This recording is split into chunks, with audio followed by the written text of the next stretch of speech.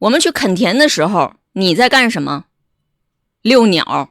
我们在开工厂的时候，你在干什么？写检讨。然后我们这些种地的、盖房子的不算东北人，你那种祖祖辈辈提笼架鸟的，该嗑药嗑药的，格格阿哥们就是东北人是吧？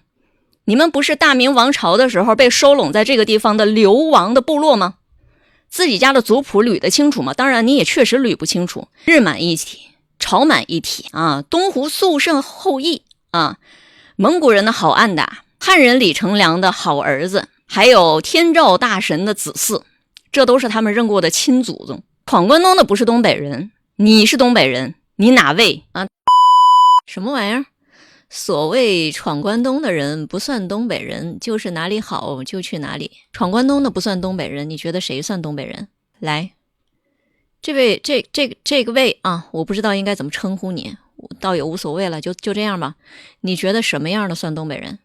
闯关东的人进去之前，东三省是一个半无人区，除了极个别的留守八旗，还有被他们抛洒在上面的渔猎部落之外，没有别人了。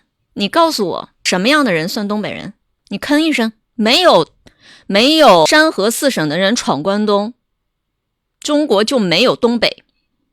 这句话你要是觉得他可以拿来告我是间谍，你就去告，我放到哪里都是这样说的。没有汉人冲破了满清朝廷的监禁，奔赴东北搞生产、搞建设、搞开拓，今日的共和国就没有办法拥有东北。谁是东北人？闯关东的人不算东北人。谁是？你是吗？你家阿祖抢了别人的房子，住在那地方让人家还你的那些八旗贝勒爷们是吗？要点脸吧。大明的时候，东北、外东北都是汉人的地儿。你先检讨一下你家建州祖上在那个地方大家屠戮干了些什么东西，最后导致这个地方变成了半无人区。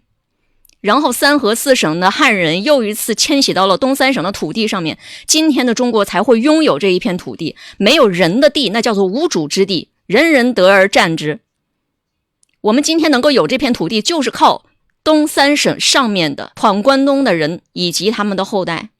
跟你们这些什么啊吹我家阿祖的那些咱们没得聊。我们去垦田的时候，你在干什么？遛鸟。我们在开工厂的时候，你在干什么？写检讨。然后我们这些种地的、盖房子的不算东北人，你那种祖祖辈辈提笼架鸟的，该嗑药嗑药的，格格阿哥们就是东北人是吧？你们不是大明王朝的时候被收拢在这个地方的流亡的部落吗？自己家的族谱捋得清楚吗？当然你也确实捋不清楚。你们家的部落酋长帮你们认了180个祖宗，你哪知道祖源是哪儿啊？最烦这种缺德带冒烟的东西。闯关东的不是东北人，你是东北人，你哪位啊？日满一体，朝满一体啊，东胡肃慎后裔啊，蒙古人的好暗打，汉人李成梁的好儿子，还有天照大神的子嗣，这都是他们认过的亲祖宗。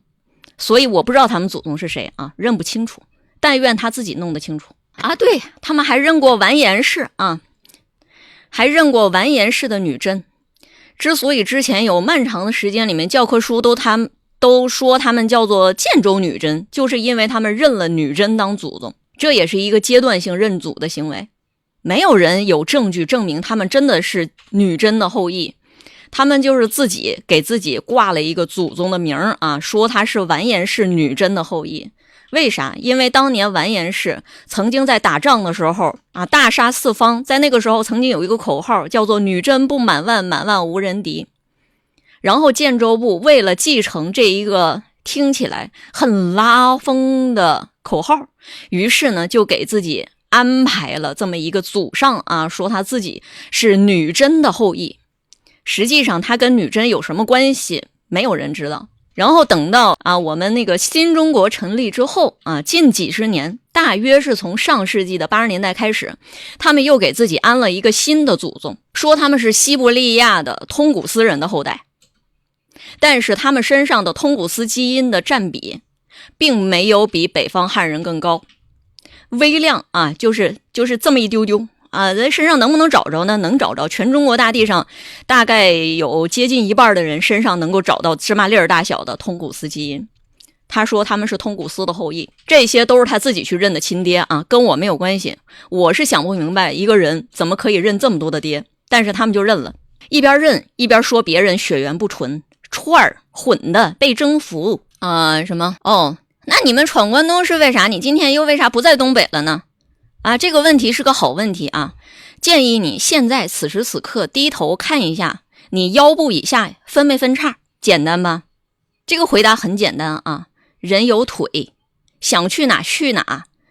中国大一统王朝已经不是满清的那种监禁的时期了，满清控制了人民的迁徙，不准汉人进入到边疆地区，生怕我们占据了边疆之后，他就控制不了这片土地了，然后就圈禁大家在汉地18省。但是今天是新中国了，你清亡了，没有柳条边了，大家想去哪就去哪，低头看一看你长了腿没有，长了脚没有，爱去哪就去哪。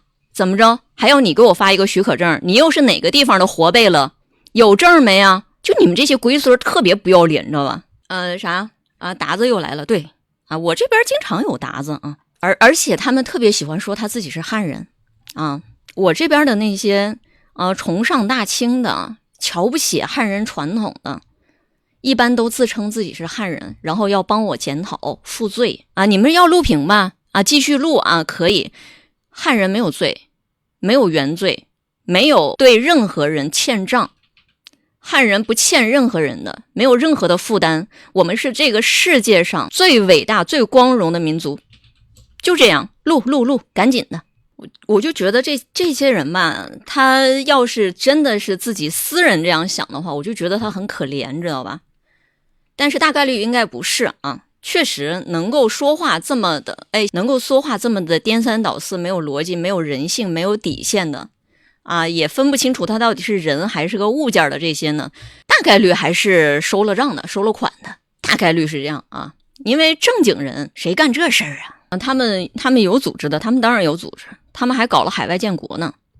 因为他们自个儿有组织搞了海外建国，所以呢他逮着一个有民族自尊感的有自信心的汉人，就会说你要分裂。为啥呢？因为他真的都搞到线下了，都已经被一锅端了好几回了他就特别喜欢整这个活。这个招数吧就跟阿美那边可像了，还说你强迫劳动他咋知道呢？因为他强迫劳动他说你虐待谁谁谁，他咋知道呢？因为他虐待谁谁谁就是自己做了，于是别人必然就做了。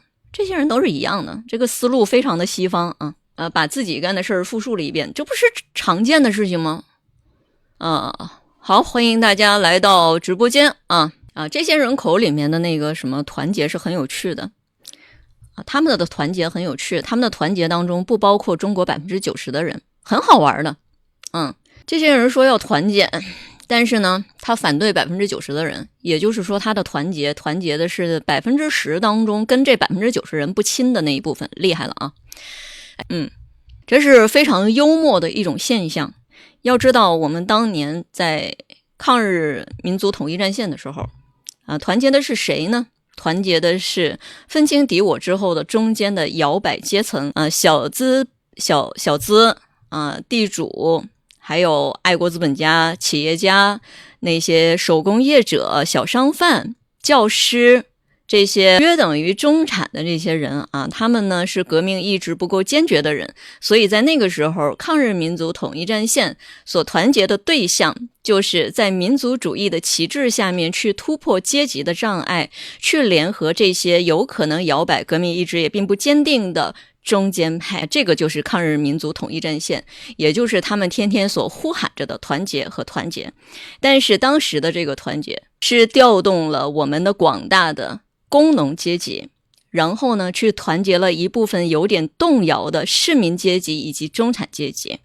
而今天他们所说的团结呢，是指凡是与中国的主体民族90%的人以及他们的朋友，愿意和他一起行走的兄弟伙伴，除此之外的人都是他团结的对象。这个就很微妙了所以他到底要干什么，心里头有数就行。这个道理很简单小学毕业就可以解决这个问题了这个可以分享一下中国各阶级分析。对我此时此刻应该把书带出来，你说我怎么不积极的第一时间弹窗呢？我把卖书的事业是不是给忘了啊？这个人不正，我看看书又搁哪去了啊？又不见了。来，有关于说我们当年曾经所喊出来的所有的口号和主张，它到底是什么意思？是在什么场合下？是基于什么样的原理去运用它的？这个呢，咱们不能听那些满嘴都是政治正确的主播在那里胡说八道啊！我们来看一下正规教材，这个毛选，它是中国最朴素的一套哲学书。我觉得也是全世界范围内最朴素的一套哲学书。